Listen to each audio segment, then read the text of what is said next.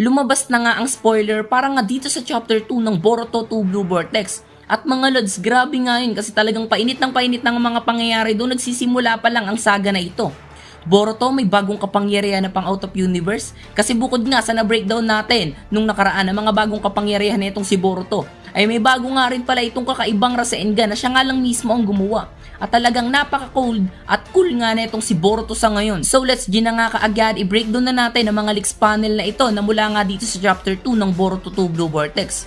So, let's G. It must be stuck in my chest. Parasite will blind me like the rest. I ain't no having fucking pussy, wasting times for less distress. Filling my lungs and strap his arms to neck.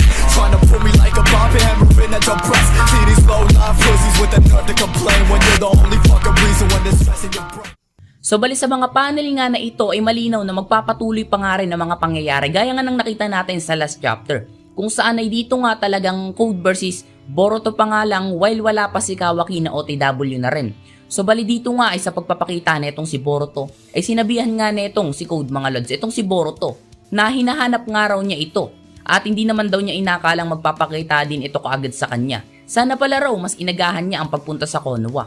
Pero dito nga ay nang marinig yon mga lods ni Boruto ay nagwika nga lang ito kay Code ng mga salitang paatrasin niya na nga raw ang mga Alipores niya at huwag siyang mag-iwan ng kahit isa habang kaya niya para i-handle ang mga ito. Gawin niya nga raw iyon kaagad nang sa ganun tumagal pa ang buhay niya. O sa ibang term mga lods, hindi siya patay ni Boruto pagbigyan pa siya. Ang cold nun mga lods, ginawang bata itong si Code.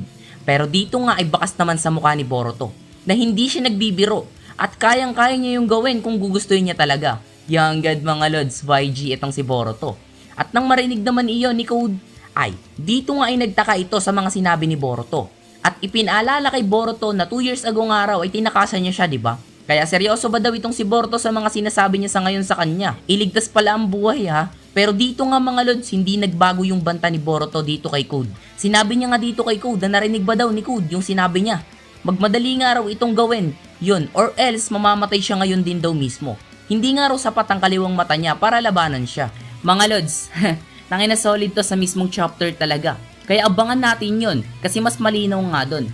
So bali dito nga ay pagkatapos ng mga palitan ng salita ni Code at Boruto, ay dito, sinabihan nga dito ni Boruto itong si Sarada. Na Sarada nga raw, marami nga daw ang hindi makakaligtas. Etong si Sarada na nga lang daw ang bahala sa iba. At hayaan daw na itong si Sarada na siya na nga lang daw ang umarap dito kay Code. At yun na nga, nang marinig yun ni Sarada ay dito mga lods, daw narinig niya nga iyon ay hindi nga nito napigilang kamustahin itong si Boruto. Pero dito nga ay nagwika lang itong si Boruto pagkarinig niya nun ng mga salitang mamaya na nga raw silang dalawa mag-usap. Ang mahalaga nga raw sa ngayon ay makasurvive siya. Then dito mga lods, eto na nga, damn.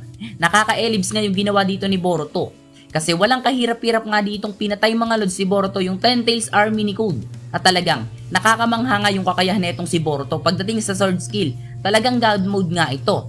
At dito nga ay nang makita naman iyon ni Code yung malinis na pagpatay nitong si Boruto sa ilang Ten Tails Army niya ay medyo kinabugan nga ito ng dibdib. At dito ay nagwika itong si Boruto mga lods sa kanya ng mga wikang kung hindi pa nga raw papatrasen ni Code. Etong mga Alipores niya ay kahit isang araw sa mga ito ay walang matitira. At nang marinig naman iyon mga lods ni Code ay nagwika nga ito kay Boruto na wag nga raw itong mag-isip na ang kayabangan ilan pa nga lang raw ang napatumba nito. Hindi nga raw basta-basta ang mga ito. At nang marinig naman niyon mga lods si Boruto ay nagwika nga lang itong kay Code na hindi nga raw ni Code naiintindihan ang tungkol sa mga ito. Pero dito nga ay nagwika itong si Code na malamang alam niya nga raw kasi marami nga raw siya nun. At ang mga ito nga raw ay sumusunod lang sa instinct nito at kumakain ng tao. At gagawin lang nila yon hanggang sa maging Otsutsuki na sila. At pagkatapos naman marinig ni Boruto iyon ay nagwika nga ito kay Code na in reality nga raw ay ganun nga.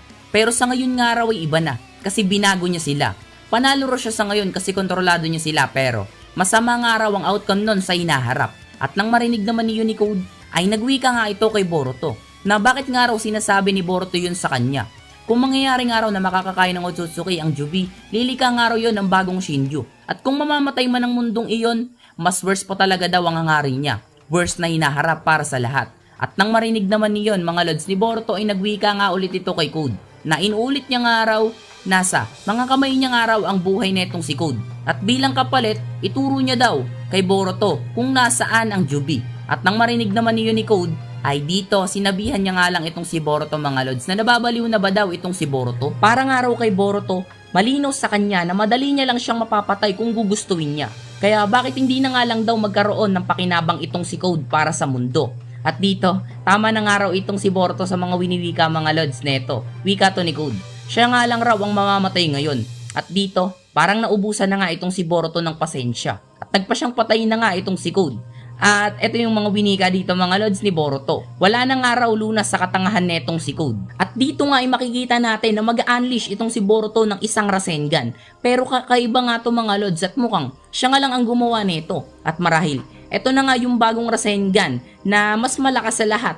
At ito nga ay tinatawag na Uzuhiko Rasengan. At sa clean panel na ito mga lods, dito na nga din mukhang nagtatapos ang chapter 2 ng Boruto 2 Blue Vortex. So bali yun nga, mas malinaw ang review natin promise sa full chapter kung may info pa man na bago. At sa last part nga, ay this is very insane talaga mga lods. Uzuhiko Rasengan, na ang ibig sabihin nga ng Uzuhiko ay Space and Universe. Mga lods, dito nga nagtapos kaya hindi natin nakita ang epekto ng bagong variation na ito ng Rasengan ni Boruto. Kaya marahil sa chapter 3 pa natin ito masasakyan. Pero ngayon pa nga lang ay alam naman natin na talagang malakas nga ito siguro. So bali yun nga, abangan natin ang full chapter para nga dito sa Boruto 2 Blue Vortex chapter 2. Pero alam nyo mga lods, sa tingin ko, ito na nga ang full chapter. Kasi na-breakdown na nga sa atin ang mga dapat nating malaman na talagang goosebump para sa lahat dito sa chapter 2. So bali yun nga, anong thoughts nyo sa video ito mga lods? I-comment nyo na yan sa comment section at pag-usapan natin yan. This is Anime Real Quick Page Channel, Miko Senpai. Peace out.